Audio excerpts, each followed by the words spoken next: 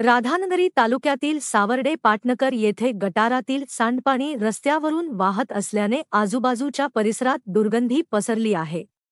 सावर्डे पाटणकर गावातील सम्राट अशोक गल्ली नंबर 1 व गल्ली नंबर 2 या दोन गल्लींना जोडणारा एक मार्ग गावच्या उत्तरेला असून गावातील नागरिकांची बहुतांशी याच मार्गाने रहदारी असते।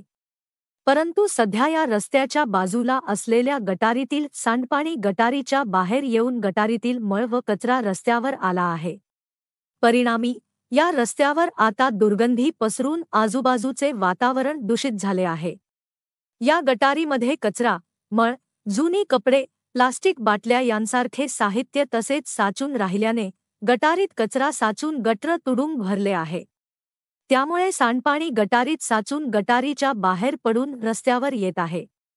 काही महिन्यांपूर्वीच गावातील सर्व गटर ग्रामपंचायती मार्फत स्वच्छ करण्यात आली होती, परंतु गावाबाहेर असलेल्या या गटरकडे तितक्या प्रमाणात लक्ष दिले नसल्यामुळे आता त्यामध्ये जास्त प्रमाणात कचरा साचून गटर पूर्णपणे भरून गेले असून सांडपाणी जाण्याचा मार्ग पूर्णपणे बंद झाला आहे।